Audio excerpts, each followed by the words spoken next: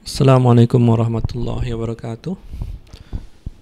Alhamdulillahirabbil alamin. Allahumma shalli ala Muhammad wa ala ali Muhammad. Kita akan masuk ke tafsir surat Al-Baqarah ayat 243, 244 dan 245. Kita masuk dari perkara hubungan antara lelaki dan perempuan dalam ikatan rumah tangga dan perceraiannya. Sekarang masuk ke dalam topik mengenai jihad. Di sini Allah hendak membetulkan kembali mindset yang salah yang ada dalam diri manusia mengenai kematian. A'udzu billahi minasyaitonir rajim. Alam tara ilal ladzina kharaju min diyarihim wa hum ulufun hadaral maut faqala lahumullahu mutu thumma ahyahum innallaha ladzu fadlin 'alan nasi walakinna aktsaran nasi la yashkurun. وقاتلوا في سبيل الله واعلموا أن الله سميع عليم من ذا الذي يقرض الله قرضا حسنا فيضاعفه له أضعافا كثيرة والله يقبض ويبسط وإليه ترجعون.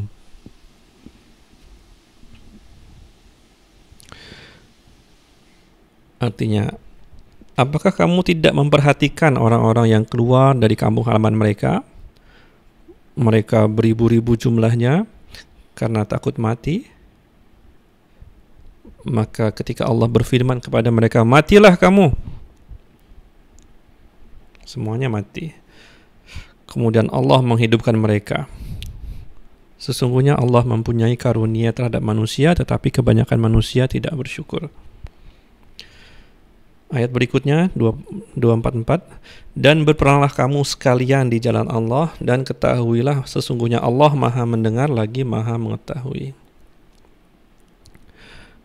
Ayat 245 selanjutnya, siapakah yang mau memberi pinjaman kepada Allah, pinjaman yang baik, maka Allah akan melipat gandakan pembayaran kepadanya dengan lipat ganda yang banyak.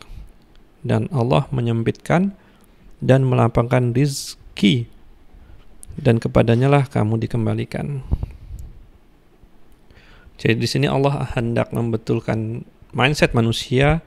Yang pertama tentang kematian, yang kedua tentang rizki atau harta. Jadi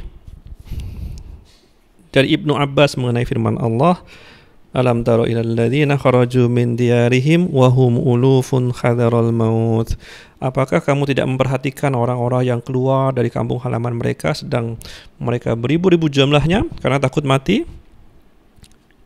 Ibnu Abbas mengatakan mereka berjumlah 4.000 orang. Mereka pergi untuk menghindarkan diri dari ta'un, wabah penyakit seperti COVID-19 yang kita hadapi sekarang ini. Mereka pindah dari negeri yang tengah dilanda wabah ini. Contohnya mereka pindah dari Wuhan. Mereka bilang, kami mau pindah dari daerah ini ke tempat yang aman, tidak ada penyakit di sana. Nah, ketika mereka sudah pindah, semuanya Allah berfirman kepada mereka, kalian semua mati. 4.000 orang serta-merta mati. Mereka pindah mencari keselamatan, tapi ketika Allah mengatakan kematian, mati. Tanpa penyakit, tanpa apa. Nah, kemudian ada nabi yang melewati mereka. Di tafsir Tafsir As-Sa'di dikatakan bahwa nabi ini namanya Hizqil. Nah,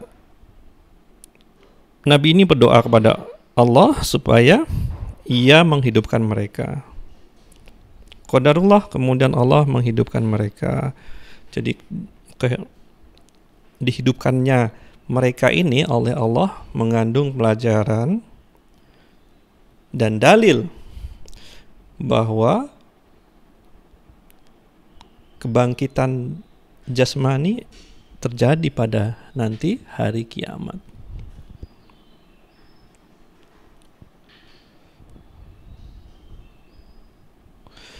Jadi dalam kisah tersebut kita belajar bahwa menghindarkan diri dari takdir itu tidak berguna.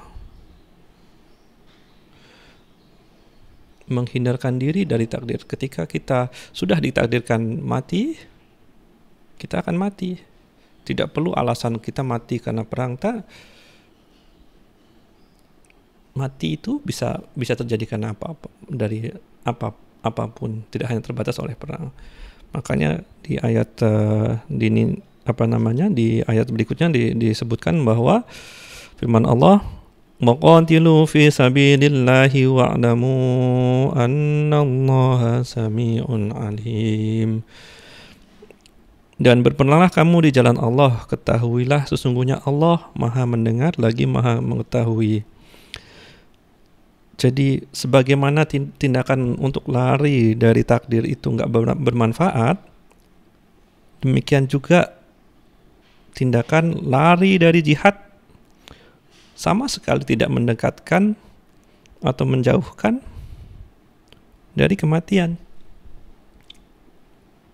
Jadi di sini Allah membentukkan mindset manusia lelaki disuruh berjihad, pasti dalam hatinya, aduh, nanti kalau mati gimana nih? Nah, seperti itu. Disinilah tujuan daripada ayat-ayat ini. Untuk menambahkan di surat Ali Imran ayat 168, Allah berfirman, orang-orang yang mengatakan kepada saudara-saudaranya dan mereka tidak turut pergi berperang, orang-orang ini berkata, sekiranya mereka mengikuti kita, maksudnya tidak berperang, tentu mereka tidak terbunuh. Maka Allah menimpali statement ini dengan mengatakan, hei manusia, tolaklah kematian itu dari dirimu jika kamu orang-orang yang benar. Coba gimana caranya untuk menolak kematian. Nah, jadi itu maksud daripada ayat dalam surat Al-Baqarah 243, 244. Kemudian yang hendak dibetulkan oleh Allah di ayat berikutnya adalah ayat 244. Man dzalladzi yuqridu Allah qardan hasanan fayudha'ifahu lahu ad'afan katsirah.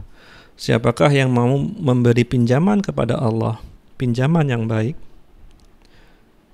Maksudnya adalah menafkahkan hartanya di jalan Allah, maka Allah akan melipat gandakan pembayaran kepadanya dengan lipat ganda yang banyak. Mindset manusia, ketika kita mengeluarkan uang untuk membantu orang, kita selalu dalam posisi yang takut kita jadi miskin. Betul nggak? Takut kita jadi miskin. Tetapi Allah sudah menjamin bahwa mindset itu salah, kita akan dapat pembayaran yang berkali lipat ganda. Nah, untuk menambahkan pemahaman kita tentang ayat ini, maka saya ceritakan tentang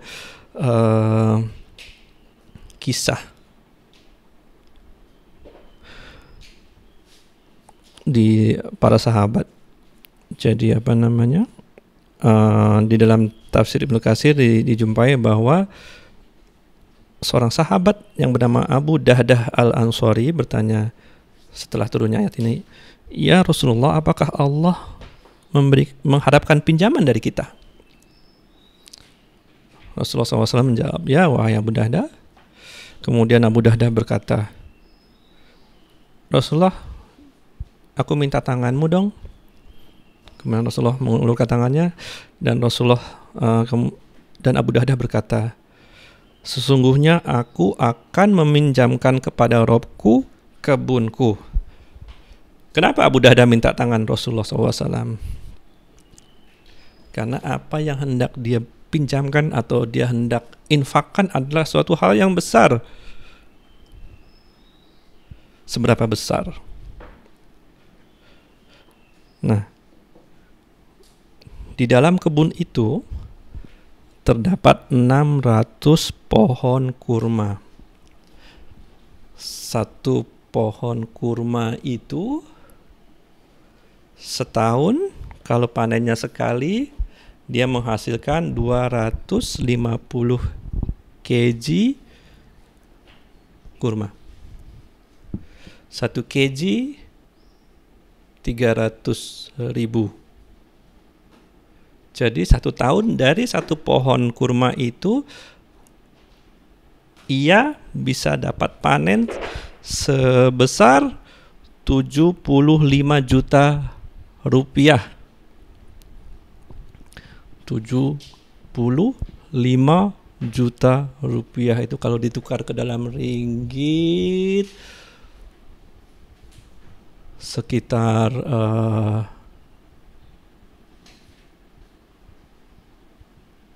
17.000 ringgit Malaysia. Itu baru 1 pohon. Ini ada 600 pohon. So, ini adalah sedekah billionaire. Dan ini adalah harta yang Abu Dahdah cintai. Nah,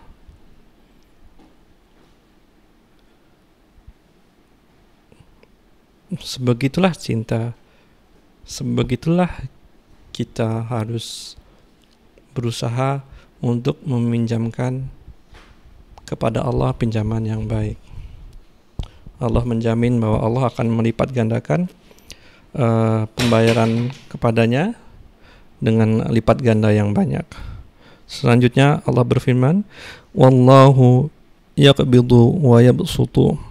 Dan Allah menyempitkan dan melampaukan rezeki. Artinya berinfaklah dan jangan kalian pedulikan karena Allah Maha memberikan rezeki.